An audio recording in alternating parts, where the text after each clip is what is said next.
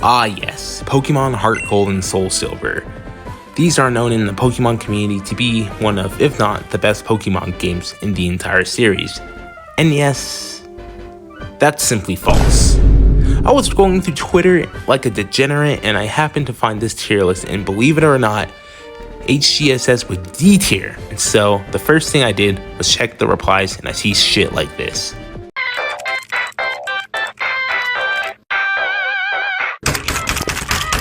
I've been thinking for a while about this hot topic.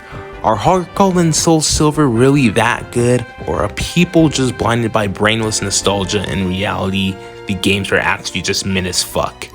Let's find out. So a lot of people see HeartGold and SoulSilver as the last Pokemon games that had heart and soul put into them. Pun not intended, by the way. However, the heart and soul isn't enough to fix the fucking level curve. Like, who the fuck thought it was a good idea to increase Red's overall levels but keep the wild Pokemon in their mid 40s? Like, what type of brainless shit is that? And don't get me started on, oh, it's supposed to be hard because you're under-leveled. Okay, and a well-designed boss fight can be hard and you're on par with your opponent's levels.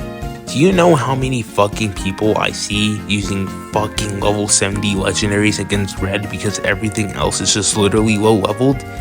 Yeah, it's a testament to show that the level curve is still fucking horrendous. However, grinding is only horrendous when you play on cartridge. And speaking of cartridges, why the fuck are these games so fucking expensive secondhand? Quite literally, no Pokemon game is worth over $100. $99? Maybe. But not $100, that's where it crossed the fucking line. I know you might be saying, oh, at least the physical special split made a lot of the Pokemon good. Well, unfortunately, that is also not the case. Look at this tier list. See how many Johto Pokemon are actually fucking usable. In fact, I'm gonna tell you something. Everyone always memes about the standard Sinnoh team, now I'm gonna create the standard Johto team. First, you have your starter, that's not Megadium. Next, you have your Ampharos, a good electric type. Next, you have a Pokemon, a strong one like Heracross, You probably have, Kenya the Fearow as your flyer. Of course, you probably have the red Gyarados. And then you have your legendary. 9 times out of 10, it's a legendary beast. And no, it's not a fucking dog. How can you tell me with a straight face that this looks like a dog? And unfortunately, most Gen 2 Pokemon being utter shit was due to Gold Silver's problems, so unfortunate that HGSS couldn't save most of these guys, but what they did have control over were cross-gen evolutions. What if I wanted to use a Weavile, to Ice Punch Lance's 3 inappropriately leveled Dragonites?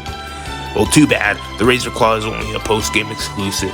This is something future remakes also do for some reason when it comes to specific item evolutions, which also is fucking dumb. But hey, if you ever wanted to use an Ambipom because Apom was too shit for you, well, you can now. One thing about these games I've noticed too is that when someone says Gen 2 is their favorite generation, the first thing they mention is HGSS. How do we tell them? Okay, no offense to you if HGSS is your favorite Pokemon game, but most die-hard fans of these games are fucking insufferable.